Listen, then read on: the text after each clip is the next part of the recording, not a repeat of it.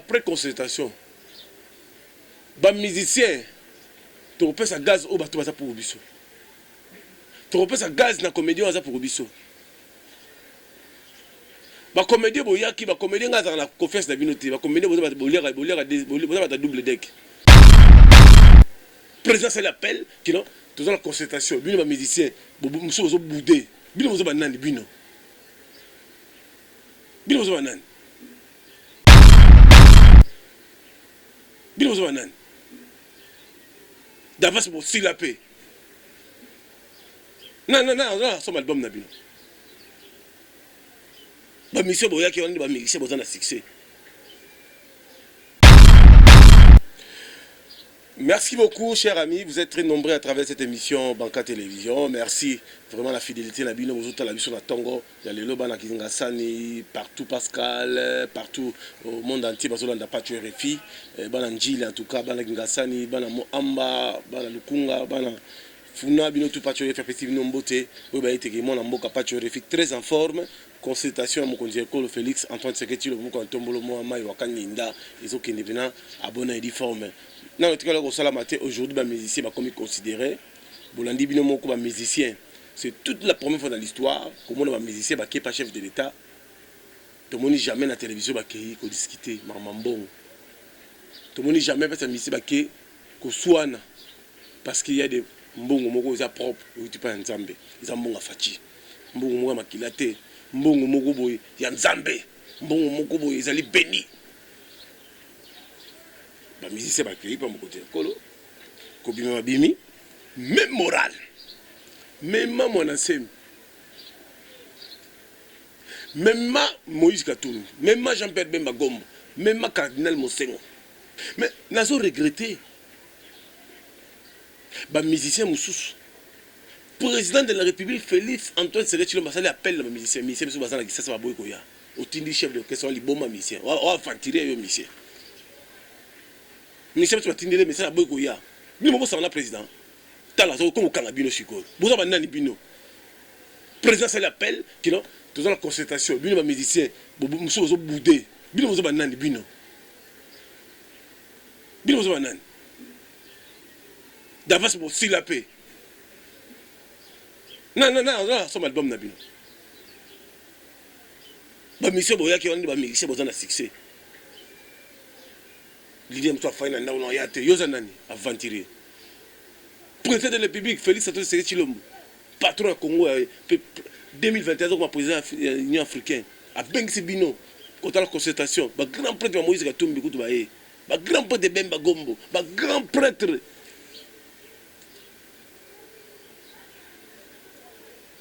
Baridi Amis, Josar Nyokalongo, Karmapa, Sam Chintu.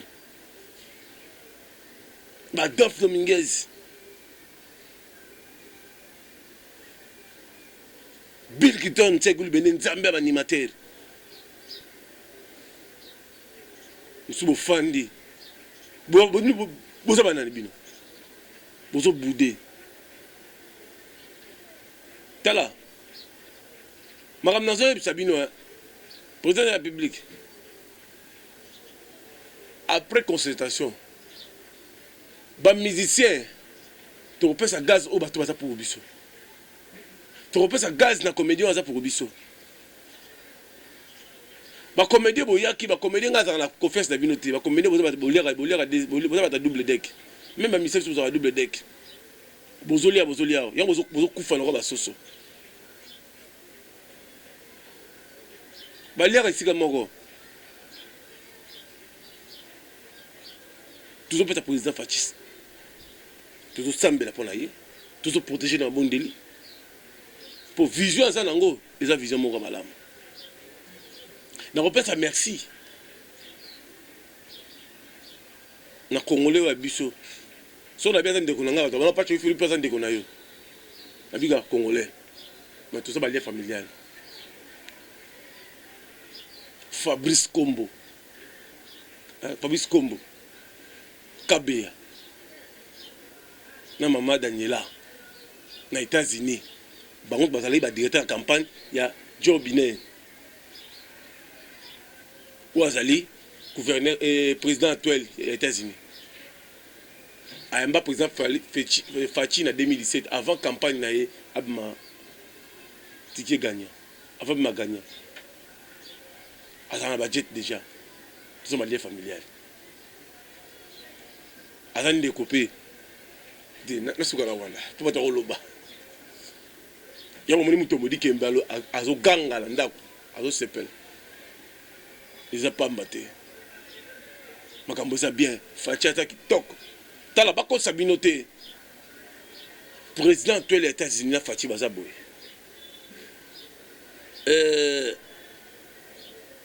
na lingi na expliquer bato ba comprendre likamoko obo fo simba yango na États-Unis ba dépendaka na président te ba dépendaka département américain yango bozoka Herman Cohen alobaki déjà toujours soutenir Fachi toujours soutenir Mukuna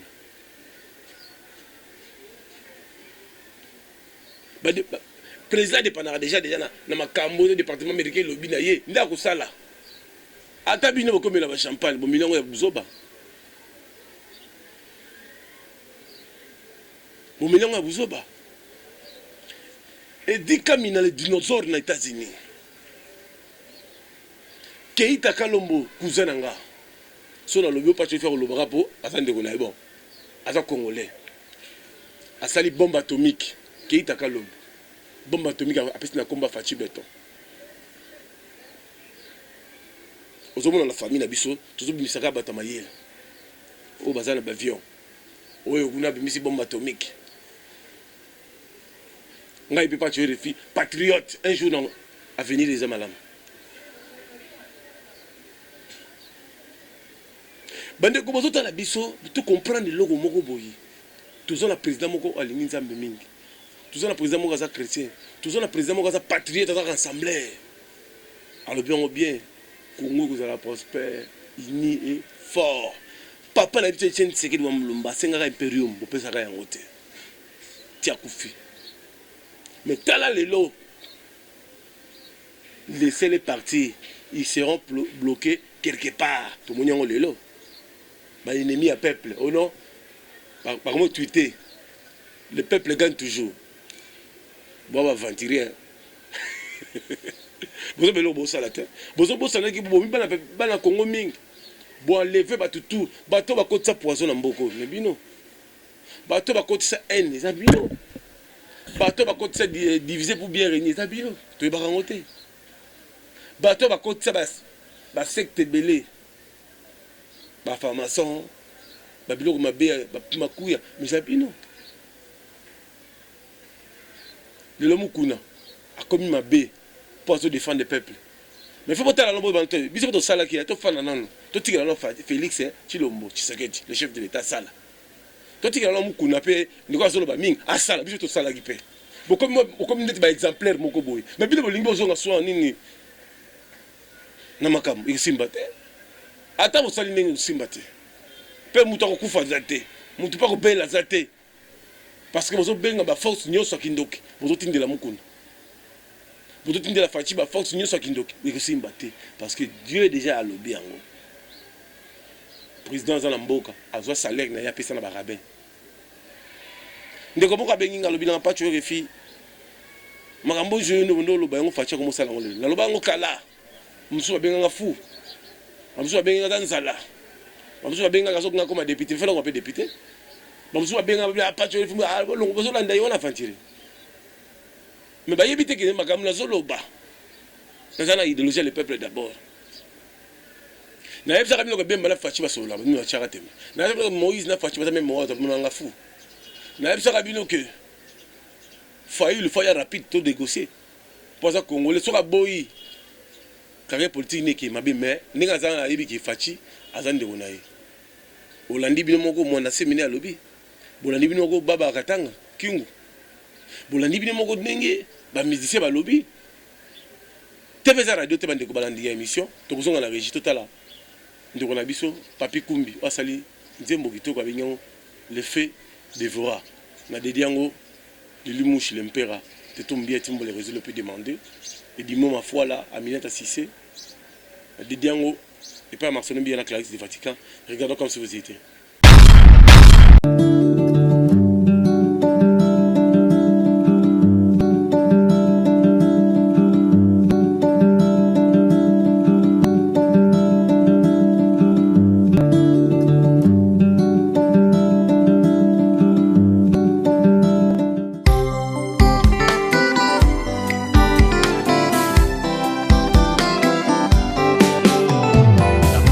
femme o na kokina bala azala en Christ poto kwela na ye doko na yo masere zanga pierre d'appui ezanga pela mu pela la joie yango na tondi na tembe na motema o ya kolinga yo poto balana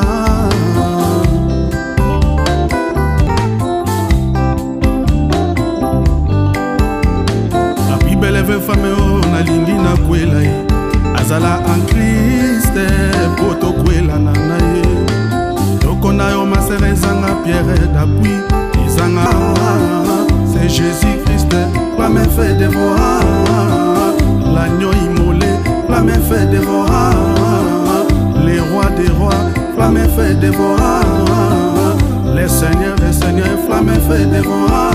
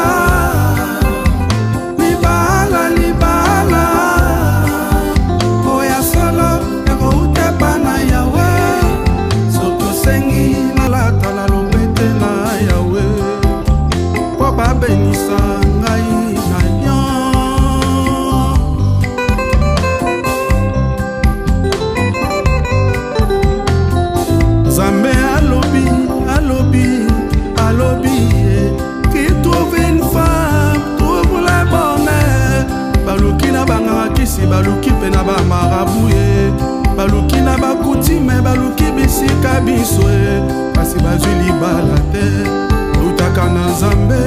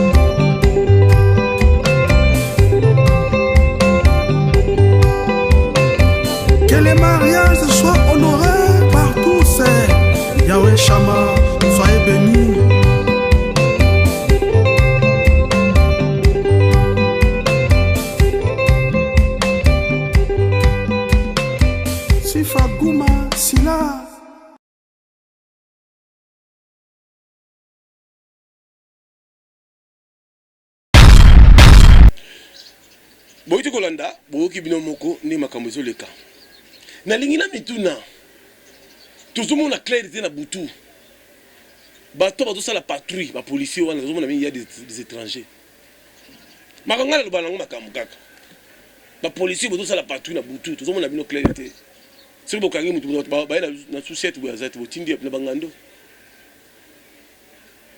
président Fachi nazo mituna Namboka tu rendez président, tu es le président Moko, le président de la République. Beta Messa. Posant le pouvoir Rwanda. Tala nengi na entourage no bato aussi la Koba, tu connais Cobra lobby. Histoire à Koba, tu te regardes Combo. Cobra ça les sousté. Ba Philippines ba fandi wana ba lofo ba Kuba tubi ba sankara ngoto ba fandi babi ah. On a biso to bundana e Cobra aki avande ina tiki biso na champ de tir ba jump boy bazo regretter. Na mitema na bango bakolo baté pour le chef de l'État, mais elle va son nganda wa mi ah président neni to sala musala pembe na yo tout en tourner bateau OK basa même moral na bisoté. Ba bilo bakati mais moi lo ba ezate faut que lobby bakane lui ba bateau ba spécialiste à mwamba. Ba spécialiste tel le sans rival. Tellement maintenant que le bazo bouda combat de malambo ba la les coussins. Sans rival, ça a appelé la vie de prière. Ça a appelé le discernement. Quand on a oui, ça a trop concentré. Pour y aller sur le plan, il faut un esprit moukish. Le on a bobangi, concentration, mais t'as l'élo. Tout ce qu'on a président de Bibiga s'appliquer pour la santé, c'est quoi sans rival. Tout ce qu'on a enregistré, t'as là, image, photo sans rival. Après, vous avez l'image à concertation. Bravo à musiciens, bravo à politiciens, bravo à la bienvenue au peuple congolais. On a besoin que le passeport congolais comment considéré. Les musiciens, les musiciens, avant tout le l'image, politique, vous avez dit, après 10 000 $, la photo mutu. Au bien si vous avez un conseil, vous avez joué na bangando. Si vous continuez la politique, vous avez beaucoup de choses. Tala ba star ebele ba kufa biso papa Mbakenda Madilu Luambo Tabulay Kester Pepe Kale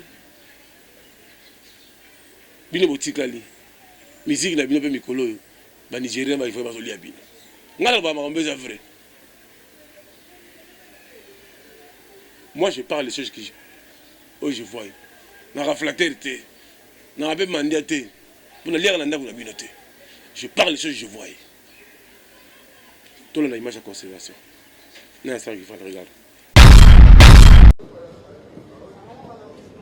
Comme Jean-Pierre Bemba il y a quelques jours, Moïse Katumbi est lui aussi sorti de son fief de Lubumbashi pour répondre à l'invitation du chef de l'État. Le leader d'Ensemble pour la République a d'abord eu un aparté d'un peu plus d'une heure avec le président de la République avant les discussions élargies à ses collaborateurs. Celui qui doit son retour au pays au processus démocratique enclenché par le président de la République n'a pas fait de grandes déclarations à la presse. Je suis venu voir le président de la République pour les consultations. D'abord, je suis venu voir un frère.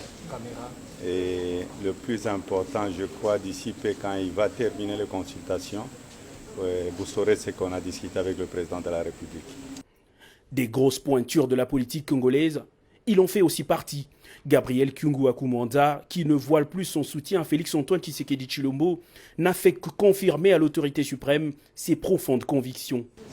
Qu'est-ce que vous cherchez à savoir? Vous connaissez ma position? Vous connaissez la position de la formation politique que je dirige, l'UNAFEC. Je suis tout simplement venu transporter et comment dirais-je, transmettre le grand soutien de la population, du peuple de l'UNAFEC à travers toute la République en général et particulièrement le Katanga, le peuple qui a décidé d'accompagner le président de la République afin qu'il ne puisse pas trahir la cause de la population. À la question de journalistes sur son avis à propos de la coalition FCC-CACH, le président national de l'UNAFEC a dit constater comme plusieurs Congolais l'échec de ce mariage. La FDC alliée, un autre regroupement majeur de la sphère politique congolaise, a été reçu ce samedi par le garant de la nation. Modeste Bahati-Lukwebo, qui le conduisait, affirme avoir déballé le contenu de leur plan de sortie de crise avec le président de la République. Nous avons fait un plaidoyer pour la paix, la bonne gouvernance, gouvernance politique, gouvernance économique, gouvernance climatique, gouvernance diplomatique et sécuritaire. Nous avions par exemple proposé qu'on puisse instaurer des barzas communautaires au niveau de chaque province pour que les communautés prennent l'habitude de se parler. Le notable Nekongo, Nemwanda Nsemi, a lui aussi exposé sa pensée au chef de l'État. Le leader de Bundu Dia Congo a rassuré son soutien inconditionnel à cette action salvatrice pour le pays lancée par Félix-Antoine Tshisekedi. Moi je pense à l'allure où va le pays. Je demande qu'on mette à la gauche et à la droite de mettre quelques glaçons dans son verre de whisky. Outre les politiques, les artistes musiciens ont eux aussi répondu favorablement à l'invitation du chef de l'État. Josarnio Kalongo, Blaise Boula, Evoloko ou encore Paul Balenza rêvent eux aussi d'un Congo nouveau. C'est une première depuis que notre pays est Congo, que une autorité convie les artistes musiciens que nous sommes à participer à une consultation. Nos papas, nos aînés qui étaient à la table ronde, ils étaient partis, même pas pour participer, ils étaient partis pour agrémenter la table ronde. Et là, c'est une première. Et nous lui avons remis notre mémo que nous avons préparé. Et il a répondu à certaines questions ou certains de nos desiderata. Tout doucement, les pièces de la carte se constituent et l'option de l'union sacrée de la nation se solidifie. Minga kolobeza te bandeko batuta la bibiso. Bonjour la face au monde entier. C'est Masikini Mbote na yo. Merci. Naïcha Tostaro Kadika Bouikou. Merci vraiment. Na lino scénario scénario autant la biso. Merci na maître Chura Mboma, Marga Kuma na yo otake président Fatima aux Congolais. Fanda ko sese zonga Israël au mora bien parce que ils ont famille. Merci à Israël Matoné. Merci beaucoup à Bandeko Nyos. Vous avez la poto partout le monde entier. Vous avez servi Mboka. DSP, le général Mnene, le général Baramoto. Vous avez servi Mboka. C'est ça qu'on a vu. Tout le monde il y a Mbozi. Il y a MLC. A Betty le sait quoi. Et dit il y a le papa social. Loba, c'est le moment. Tout le monde il y a Mbozi.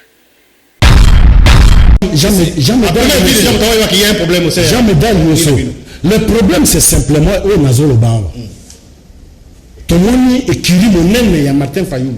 Équipe naïe pour rien ou par complexe, je ne sais. Ce qui pour quelle motivation Babandi qu'on s'en prendre na Bemba na Katumbi. La chose qu'ils ont faite le premier, Bango Bato Babandi na Masolo. Sortie de crise. Plan de sortie de crise. Bon, Martin fait la Kenegi Brazzaville Kosani. A Kenegi passe à ce Kosani. Il y a le corps d'affaires radical. A Kenegi Brazzaville Kosani. Non. Tout est caca. Hein? Qu'on sa opinion. Jean-Pierre Bemba, Moïse Katumbi, Baye Kosolola na Félix Chilombo Yo Kaye, na consultation na Moï. Babemba Nite, Baye na Moï. Et na kopesa ndeko na ngai Fayulu toli ositewana bako sukake oambaka ndeko cela veut dire soki ba pétition yokaka na politique ezabongo te na union pour la nation oti mobulu to comme la dynamique de l'opposition oti mobulu. Les hommes réunis pour la mouka aujourd'hui sur le boulot. Bako soukake oambaka Martin. To comme la souka mokola le bandeko to batala ipe biso. Merci na binonyo so botala ka Pacho Refi. PDG wa Denis Moulamba, Daniela Kamanya, Roseline Bombo, Michel Moulamba, Binotu, Pep Théodore Mukendi, na pesi merci na Christelle Ngoma la baronne à Bruxelles, Motoma Pap Théo. Merci beaucoup bandeko to batala ka Pacho Refi. Journaliste de la population, trésor Mukuna, Pasteur Daniel Binotou, évêque Pascal Mukuna, veille patriotique, Bissou Touzara, on a pas de la Bino, on a Mboka, Touzara, on a dénoncé, Élisée Madiam, Mathieu Madiam Binotou, Tourle Mbaté, Touzara, on a servi Mboka, Moutorbank, c'est dans Mboka, nous sommes des Congolais, Touzara Congolais, État des deux en marche, au Meki, au Samboué. Quelle est la organisation soutée, toujours à la liste, jusqu'à la liste, tout le monde Congo, ils ont l'émergence. Merci Nabino, tout le monde à la émission, pour la brancher, Namboka Nabino, Congo. Dans Banca Télévision, pour vous partager cette émission avec beaucoup de plaisir. Merci beaucoup et à très bientôt, chers amis.